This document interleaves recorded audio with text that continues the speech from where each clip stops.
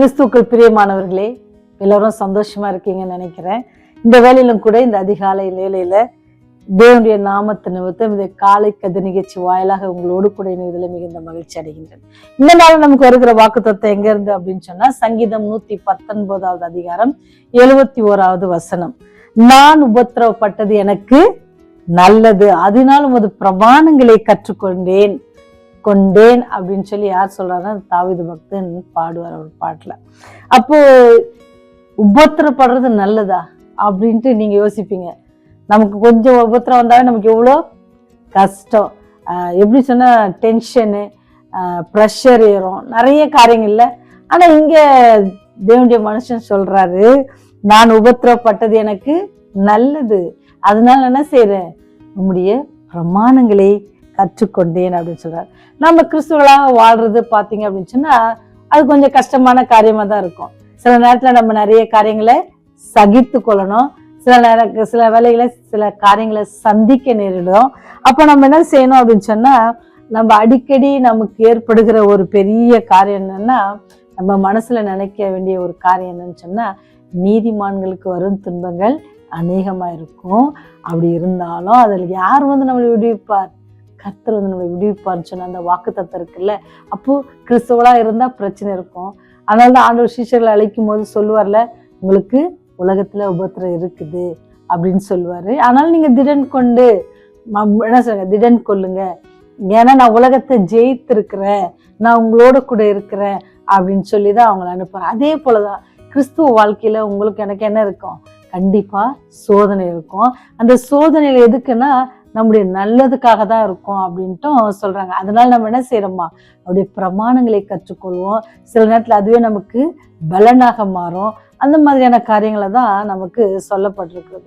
அப்படின்னு சொன்னா ஒரு பெரிய ஒரு உண்மையான ஒரு கிறிஸ்துவ மனுஷன் இருந்தாரு. கொஞ்ச நாளைக்கு முன்பாக என்ன ஆரம்பிச்சோன்னா, அவங்க ஊர்ல ரொம்ப உண்மையான மனுஷனா பாக்குறவங்க எல்லாம் சொல்லுவாங்க, அவரை ரொம்ப உண்மையா இருக்கிறாரு, அவர் வாழ்க்கையில தான் நிறைய பிரச்சனை வந்துட்டே இருக்கு.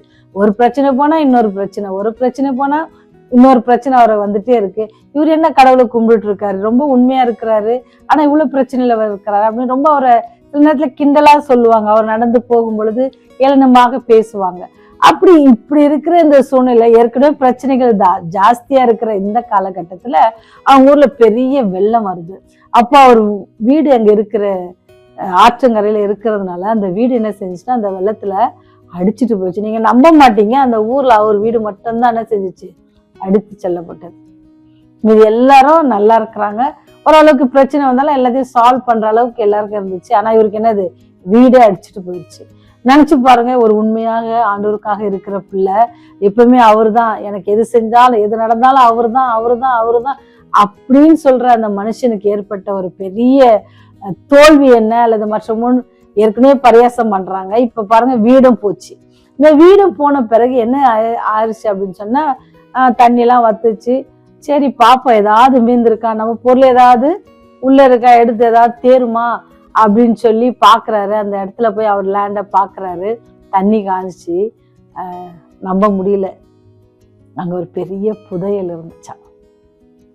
நினைச்சு பாருங்க, அந்த வீடு போனப்போ அவருக்கு எவ்வளவு மனசு கஷ்டமா இருந்திருக்கும். அந்த புதையலை பாக்குறாரு, அதை எடுத்து பார்த்தா விலை மதிக்க முடியாத அளவுக்கு இருந்துச்சான்.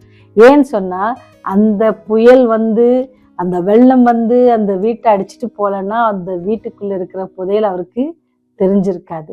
பாருங்க, அந்த ஊர்ல எந்த வீடும் இந்த மாதிரி சேதம் அடையல, இவரு தான் சேதம் அடைஞ்சிச்சு. அப்ப அந்த வெள்ளத்துல மண்ணெல்லாம் அரிச்சு அங்க இருந்த புதையல் என்ன செஞ்சிச்சு, காணப்பட்டுச்சான். அப்புறம் அவர் அப்பதான் அவர் சொன்னாரா, என் வாழ்க்கையில அந்த வீடு போன பிறகு அவர் தான் சொன்னாராம், இதுவும் ஆண்டவர் ஏதோ ஒரு சித்தத்துக்காக தான் எனக்கு செஞ்சிருக்காருன்னு தான் மக்கள்கிட்ட சொல்லியிருந்தாராம். ஆமா, நீ இதையே சொல்லிட்டு கடைசியா ஒரு நாள் உயிரும் போகுது அப்படின்ட்டு எல்லாரும் அவரை ஏளனமா சொன்னவங்க எல்லாம் ஆச்சரியப்பட்டாங்க.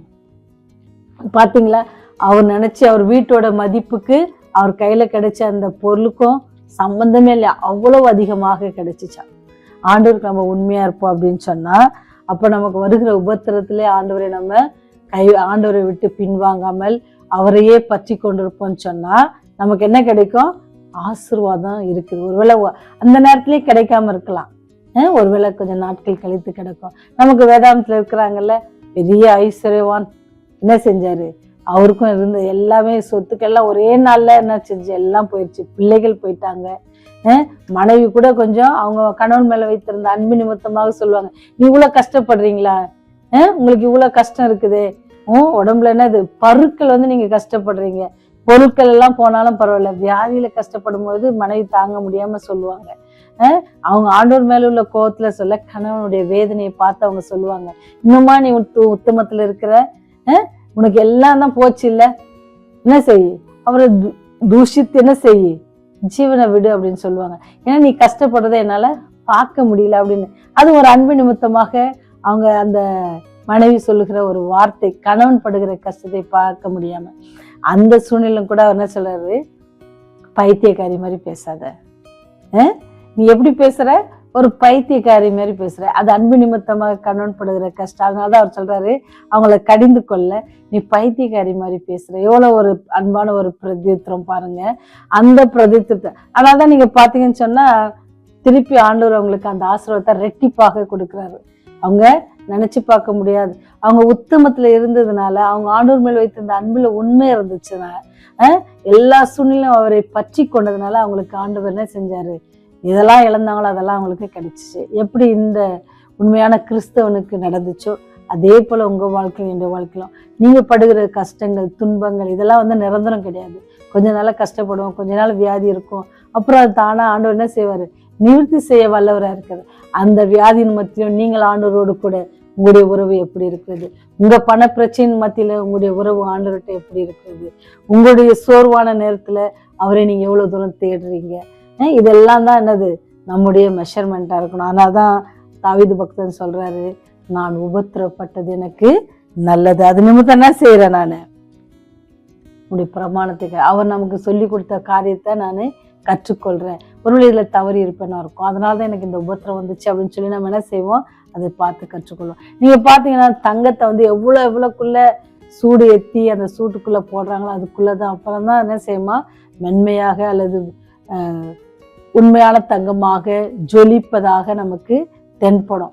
அதே போலதான் நீங்களும் நானும் கிறிஸ்தவர்கள் என்ன செய்ய எவ்வளவுக்குள்ள பிரச்சனைகள் மத்தியிலும் ஆண்டவர் நம்ம பிடித்து கொள்ளும் பொழுது நம்ம உண்மையான கிறிஸ்தவர்கள் என்பது என்ன செய்வார்கள், மற்றவர்களுடைய பிரகாசத்தை என்ன செய்யும், கண்கள் எல்லாரும் பார்ப்பாங்க, இவங்கதான் உண்மையான.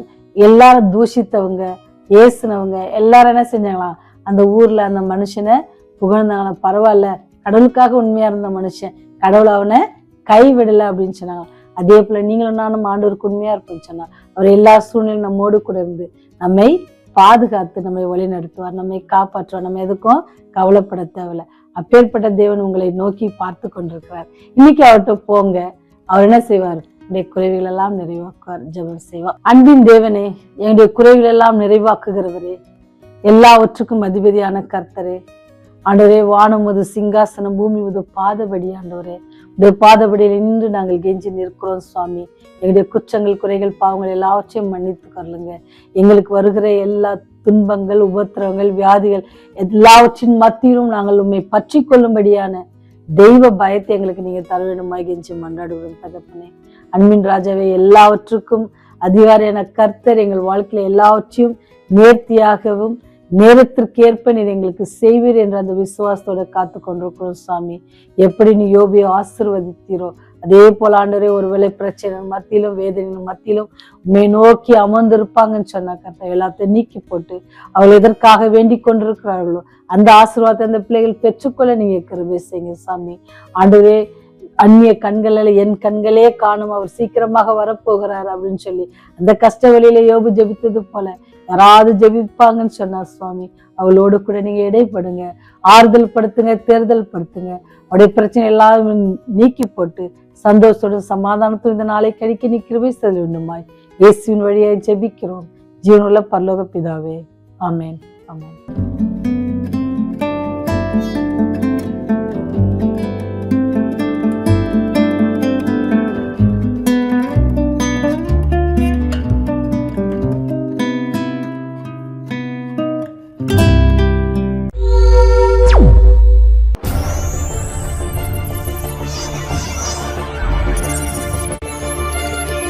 நீங்கள் பார்த்துக் கொண்டிருப்பது உங்கள் ரிவைவல் டிவி.